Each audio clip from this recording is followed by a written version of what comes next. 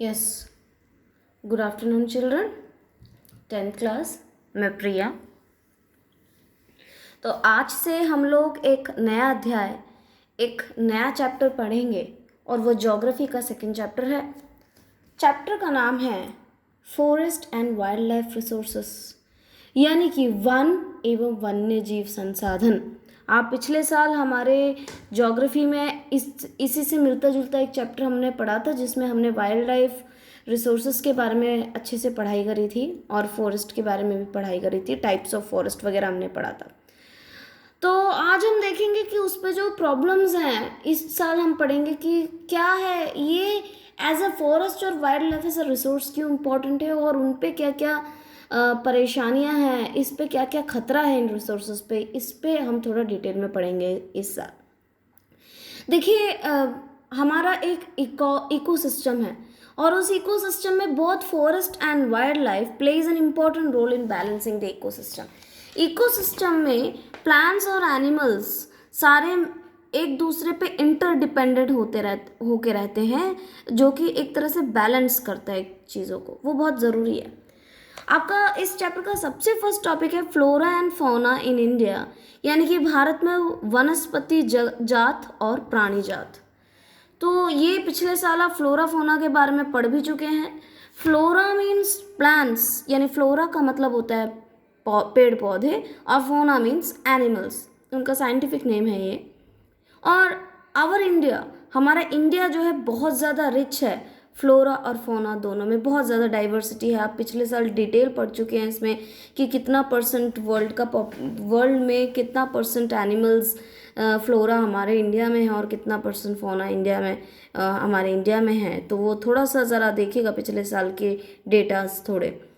तो ये जो फ्लोरा और फौना है, जो कि बहुत डाइवर्स है, बहुत अलग अलग काइंड्स के हैं, ये इंटीग्रेटेड हैं, एक दूसरे से जुड़े हुए हैं और एक दूसरे पे इंटरडिपेंड करते हैं, एक दूसरे पे निर्भर करते हैं। ठीक है, इसको हम कहते हैं क्या, बायोडाइवर्सिटी और बायोलॉजिकल डाइवर्सिटी। इसको हिंदी में जैव विविधताएं कहते हैं। बट बहुत सारे स्पीशीज़ जो हैं वो अंडर थ्रेट है, बहुत खतरे में है। क्यों? क्योंकि इंसानों ने जो है ये जो फ्लोरा और फौना के बीच में जो इकोसिस्टम में जो बैलेंस है उसको ख़राब किया, क्योंकि वो अपने फ़ायदे के लिए जो है इन दोनों का जो है एक्स्ट्रा यूज़ कर रहा है, उसको एक्सप्लॉइट कर रहा है हमारे नेचर को, क्योंकि वो इनसेंसिटिव है हमारे एनवायरनमेंट को लेके। तो अगर आप देखें तो हमारे 10% ऑफ वाइल्ड फ्लोरा, 10% जो हमारा जो जंगली जो वनस्पति है वो, और 20% जो मैमल्स है वो थ्रेटेंड लिस्ट में है, यानी कि वो लुप्त होने के कगार पे है, यानी कि वो कभी भी आने वाले सालों में उनका पॉपुलेशन पूरी तरह से ख़त्म हो चुका है।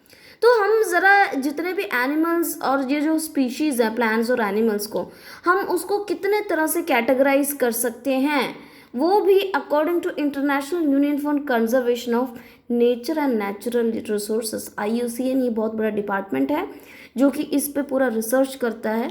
और उसने क्या किया है कि हमारे इंडिया के जितने भी फ्लोरा और फौना है उसको उसने कैटेगराइज किया है, कितने तरह में उसको बांटा है उसने। देखते हैं वो कैसे कैसे बांटा है। तो सबसे पहली जो कैटेगरी है जो IUCN ने डिवाइड किया है, सबसे पहला है नॉर्मल स्पीशीज़, यानी कि सामान्य जातियाँ। सामान्य जातियाँ जो स्पीशीज़ हैं, जो जातियाँ हैं प्लांट्स और एनिमल्स के, वो क्या है, उस पॉपुलेशन इज़ नॉर्मल, उनका पॉपुलेशन में कोई खतरा नहीं, उनकी संख्या में कोई खतरा नहीं है और वो नॉर्मल है। जैसे कि कैटल्स हो गए, साल, पाइन, रोडेंट्स, ये सारे ठीक है, इनकी पॉपुलेशन ये लुप्त नहीं हो सकते आने वाले टाइम में। दूसरे है एंडेंजर्ड स्पीशीज़, यानी कि संकटग्रस्त जातियाँ जिसकी पॉपुलेशन बहुत ज़्यादा कम हो गई है। The species are in danger of extinction, यानी कि उनका पॉपुलेशन बहुत ज़्यादा कम हो गया है और वो आने वाले टाइम पे पूरे उसके चांसेस हैं कि ये ख़त्म हो जाएंगे। ठीक है, एक्सटिंक्ट हो जाएंगे, लुप्त हो जाएंगे। Example black buck, crocodile, rhino etcetera. Textbook में इससे पढ़िएगा, और भी बहुत सारे एनिमल्स और प्लांट्स के नाम दिए हुए हैं, आप ज़रा उसको ध्यान से पढ़िएगा। तीसरा है आपका वल्नरेबल स्पीशीज़, यानी कि सुभेद जातियाँ। ये क्या है, whose population declined and could become endangered in near future, जिनका पॉपुलेशन पहले तो नॉर्मल था लेकिन अब धीरे धीरे नॉर्मल से कम होने लगा है, उनका पॉपुलेशन में कमी होने लगी है, और अगर कुछ नहीं किया गया तो आने वाले टाइम पे ये भी एंडेंजर्ड की कैटेगरी में आ जाएंगे।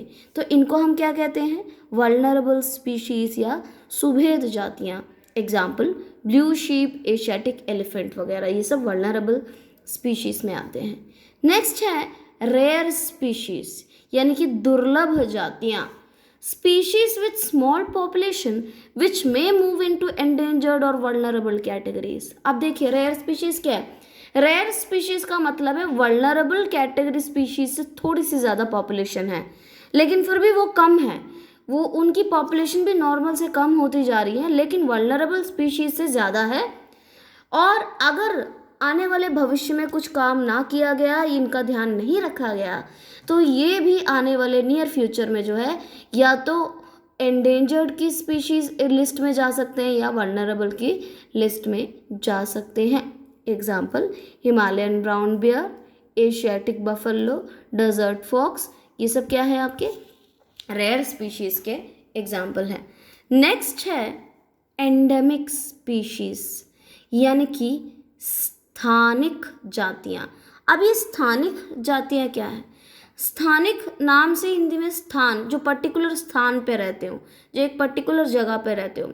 Species which are only found in particular areas and isolated, क्योंकि वो जिस तरह से जिस जगह पे जिस ज्योग्राफी में रहते हैं वो बाकी कॉन्टिनेंट से बिल्कुल आइसोलेटेड होंगे या वहाँ पे ज़्यादा लोग नहीं रहते होंगे, वो बिल्कुल रेयर जगहों पे रहते हैं और वो रेयर स्पीशीज़ हैं, बहुत कम देखे जाते हैं आम तौर पे, और उसको हम कहते हैं एंडेमिक स्पीशीज़, आइसोलेटेड रहते हैं।